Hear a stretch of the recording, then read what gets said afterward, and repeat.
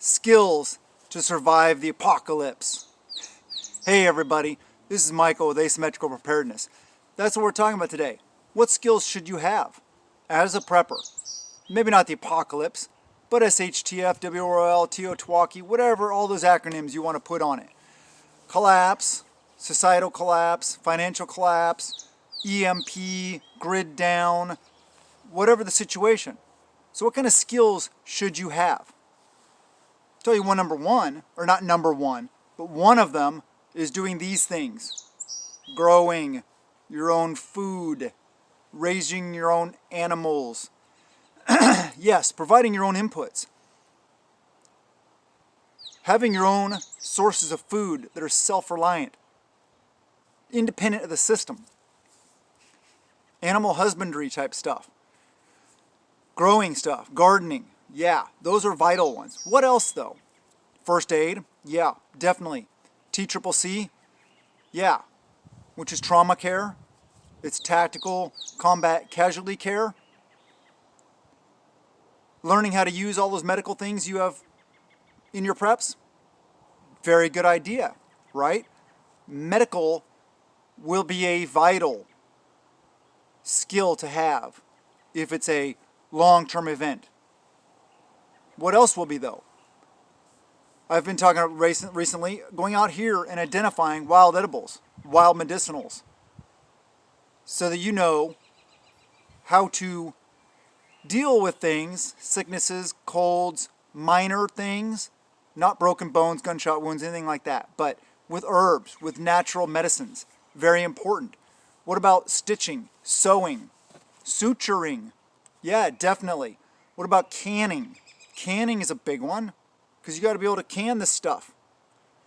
What about drying, sun drying, dehydrating? Good skills, right? What about the ability to pick a bunch of weight and carry it around? Physical fitness is a huge skill as a prepper. You can see me in all my videos. I'm not some big, ripped bodybuilder, but I'm basically fit. I'm capable of doing the things if my knee's held out, which I can't help that. Yeah, being fit enough to do the things. Taking care of yourself. Very important. So what other things are there? What about flexibility? Mental skills. The ability to adapt and overcome. The attitude of never quit, never say die. To not accept failure. To always be improving yourself. Those are skills also. What about tracking? How to track animals. Hunting, fishing, snaring, trapping. Yeah, vital skills. How to make an emergency shelter in the woods. How to start a fire via different methods. Lighter, of course, keep it simple. Why not use a lighter if you have one? Ferro rod, canoe method, drill and bow. There's a lot of different methods for starting a fire. Flint and steel, if you have old school. What else? There are so many skills. Maybe rappelling, rock climbing, mountain climbing, how to locate water. That's a big one. Almost any skill outdoors. Also, not really a skill, but getting yourself acclimated, used to being outside. What kind of noises are there? Hear noises all around me. All the birds chirping and stuff like that. Animals moving through the woods. At nighttime, we always hear animals out in the woods, crawling around. I don't know if it's raccoons. I don't know if it's a deer. I don't know if it's fox. I don't know if it's a cougar. I don't know if it's whatever. A lot of times, just a little bird, honestly, in the dry leaves. So those kind of things. What about how to run a chainsaw to cut up things like this? How to sharpen a chainsaw chain? How to maintain small engines? Those are skills. What about knowledge of solar power? Welding, blacksmithing, knife smithing.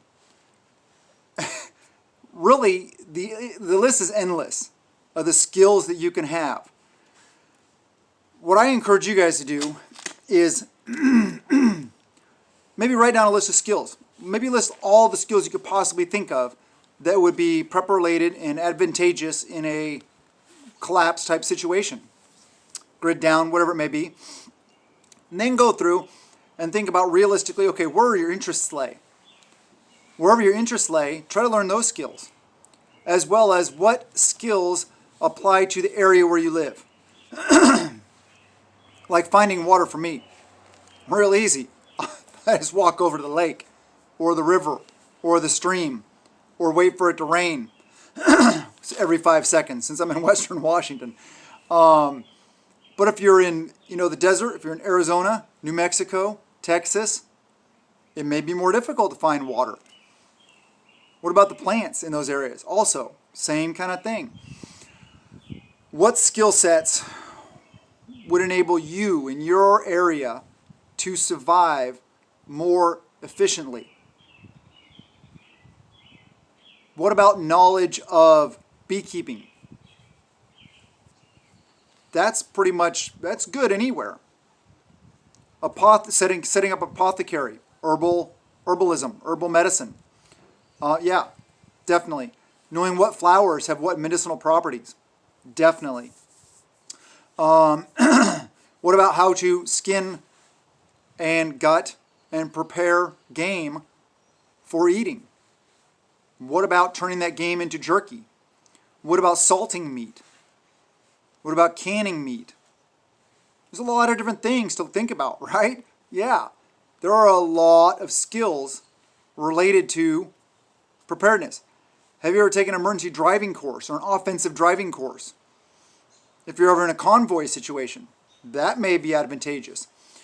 All that kind of the defensive stuff, tactical stuff, we talk about over on Patreon. Link is in the description below if you're interested. $1 a month, well worth it. But sorry. Any skills that you can improve upon. I'll tell you, a lot of skills are, you can't keep them sharp for long. So you got to stay on top of it. I would highly recommend spending your money, if you have extra money, instead of on more seeds, aka freedom seeds, or mags or something like that, spend it on a good training course. Same with medical. Good training course. Bushcraft course. Wilderness survival course. Go out with a big game hunting guide. Or somebody teach you how to trap and snare. Those kind of things. That's where you're going to get your money's worth big time. Because this is the most powerful tool in prepping, right? We've talked about that before. So there are tons of skills that I haven't even talked about that are very, very advantageous for you to learn. Can you build a house? At least can you make a structure that you could live in that's solid enough to withstand wind, rain, stuff like that? Do you know not electronics, but like electrical stuff, how to wire stuff? That could be important. What about mechanics, working on an engine, say a vehicle, stuff like that? Carpentry, how to make cabinets, how to make different tools, how to assemble raised beds. That's simple. I even can figure that out.